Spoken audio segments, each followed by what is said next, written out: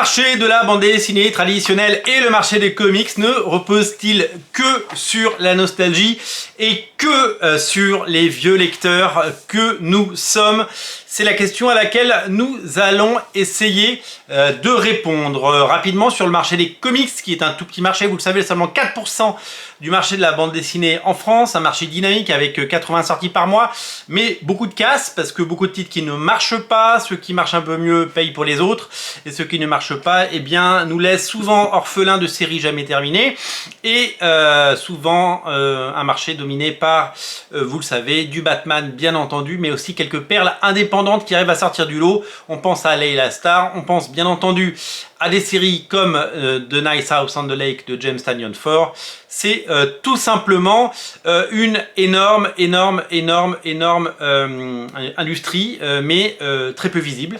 Un marché qui est dominé aujourd'hui, en tout cas c'est le pari, compris les éditeurs, sur les rééditions. Ça tient seulement là-dessus. Chez Panini, ce sont les omnibus qui en ce moment, on le vend en poupe, même si on sent que ça commence un petit peu à réduire évidemment en termes de volume, donc peut-être que la voilure elle-même sera réduite dans les prochains mois, nous le verrons.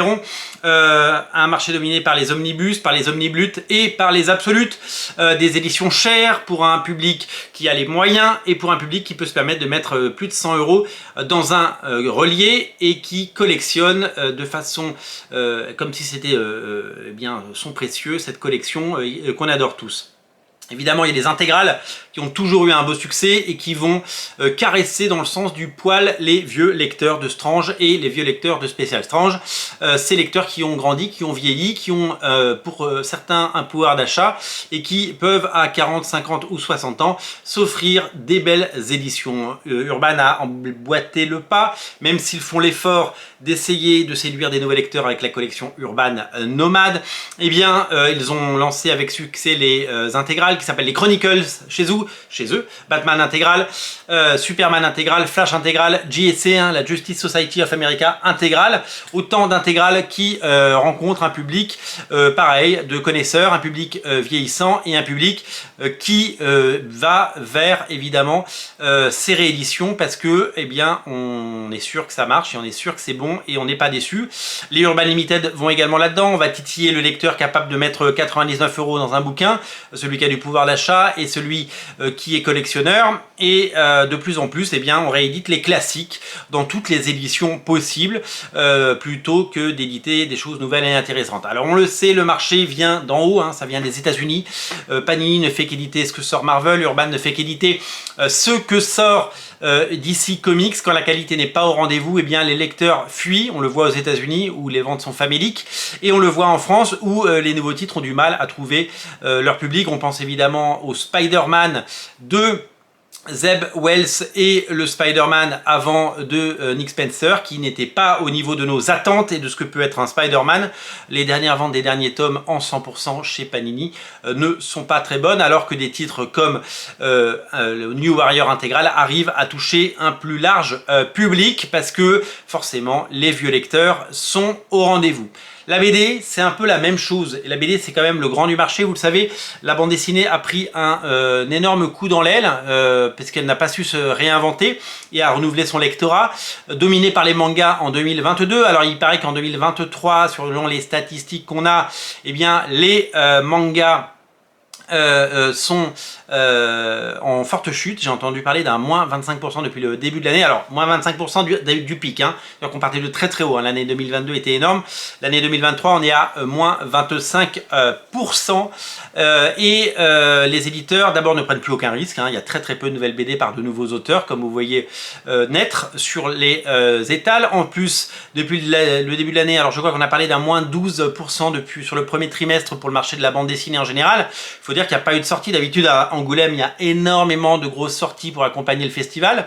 Là, il n'y a eu aucune prise de risque. Il n'y a pas eu de grosses sorties qui ont tiré le marché vers le haut, il n'y a que de certains titres qui continuent à marcher, comme Neyef qui cartonne avec son Okahe, hein, plus de 70 000 exemplaires. Un titre comme Frontier du label 619 qui se vend un peu moins, mais qui est quand même à plus de 15 000 exemplaires, c'est pas mal. Et puis il y a évidemment Riyad Satouf qui tire le marché vers le haut, c'est le plus gros vendeur de bande dessinée en France. Riyad Satouf, c'est un auteur qui vend des centaines de milliers de bandes dessinées, vous le savez, pour pas dire des millions, tout comme Mortel Adèle, qui n'est pas vraiment de la bande dessinée dans le sens franco-belge comme on l'entend, mais qui reste un phénomène de librairie, avec pareil des centaines de milliers d'exemplaires vendus. C'est ça qui tire le marché, avec bien entendu ce titre incroyable, Le Monde sans fin de Jancovici et Christophe Blain. Sinon, à côté de ça, eh bien, on l'a vu, hein, les Schtroumpfs de Thébault, c'est pas la folie. Les derniers Spirou ou le dernier enfin tous les derniers tuniques bleues, c'est pas des chiffres de vente astronomiques. Et le marché aujourd'hui, on a l'impression ne se repose plus que là-dessus. Le marché de la bande dessinée n'innove plus. Le marché de la bande dessinée ne propose plus que soit de belles intégrales à Noël, soit des belles rééditions, soit aussi va comme sur les comics, sur des collections à 100, 200, 250 euros, hein, avec les artistes éditions, les tirages de tête qu'on peut voir partout pour justement aller tirer l'argent là où il est et aller récupérer le cash là où il est disponible. Quand on regarde le line-up de ce qui sort à la fin de l'année en bande dessinée, c'est complètement taré. Alors oui, on est à moins 12% sur le début de l'année. Oui, on risque d'être à moins 20% sur le premier semestre. Mais il se passera rien cet été, vous le savez. Mais en gros, quand on voit ce qui sort, tout ce qui sort, et je ne vais pas tout vous lister parce qu'on n'aurait pas le temps, entre septembre et Noël, c'est taré. Je vous rappelle qu'il y a un nouvel Astérix, hein, plus d'1 million d'exemplaires seront vendus d'ici Noël. Il y a un nouveau Gaston qui devrait tirer à 1 million d'exemplaires. Il y a un nouveau Titeuf. Alors, Titeuf n'a plus la superbe d'il y a 10 ans, mais Titeuf, c'est quand même des centaines de milliers d'exemplaires. Il y a un nouveau Spirou par Dany. Alors, c'est un titre pointu qui va se vendre à peut-être quelques dizaines de milliers d'exemplaires, mais ça va marcher. Il y a le deuxième tome de La Bête, le premier était fabuleux, c'était un titre génial qui lui aussi va trouver son public. Il y a un Black et Mortimer qui arrive, qui se passe à New York par Le Flock. Il y a un Largo Winch, vous le savez, un prequel de Largo Winch, les Winclaw, hein, comme ça s'appelle, c'est ça. Il y a un nouveau Tunique Bleu évidemment, même si les Tuniques Bleues, je le disais tout à l'heure, ne performent plus comme avant, c'est quand même en France 30 ou 40 000 exemplaires. Donc si vous rajoutez les chiffres de la Belgique, c'est énorme. Il y a un Lady S qui sort, il y a un nouveau Loup, il y a Manara qui sort Le Nom de la Rose. Manara, c'est toujours des belles ventes chez Glénat. Et il y a un nouveau Black Sad. Black Sad, c'est plusieurs centaines de milliers d'exemplaires. Donc en fait, tout ce qui n'a pas été vendu en début d'année va être vendu à la fin de l'année. Ça va faire du klaxon, ça va s'embouteiller. Mais le marché va reprendre des couleurs. Mais il va reprendre des couleurs sur quelle base? Il va reprendre des couleurs sur toutes ces vieilles licences et ces vieilles bandes dessinées qui n'attirent pas, qui attirent un public, qui flattent un public de toujours, parce que moi j'ai fini par acheter des Astérix, des Lucky Luke et des Tuniques Bleues pour mes enfants parce qu'ils adorent et que j'étais content de les avoir aussi, ça rappelle des souvenirs, et que finalement il y a très peu de créativité, de nouveaux héros. Ça le temps pour les nouveaux auteurs. Quand on voit certains titres qu'on a essayé de défendre quand on vendait de la BD sur Original Comics, que je pense à des Lady Whitechapel, c'est des titres qui n'ont jamais dépassé les 2000 exemplaires de vente. Donc c'est très compliqué. Il y a quand même quelques succès, hein, évidemment. On pense à des titres, il y a des titres qui, comme 729 ou 724 chez Glénat, j'ai oublié le titre exact, veuillez m'en excuser, un titre qui a réussi à se placer, La Dernière Reine, qui a très bien marché aussi, hein, j'en ai sur 80 000 exemplaires, ces titres, mais qui sont proposés par des auteurs qui sont déjà installés, qui sont là depuis un certain temps, des auteurs qu'on a déjà vus. Donc la bande dessinée est-elle condamnée à flatter toujours les mêmes lecteurs, des lecteurs qui finiront par mourir? Est-ce que la bande dessinée mourra avec ses lecteurs, ou est-ce que les nouvelles générations, dont mes enfants, continueront à lire Astérix dans 30 ou 40 ans?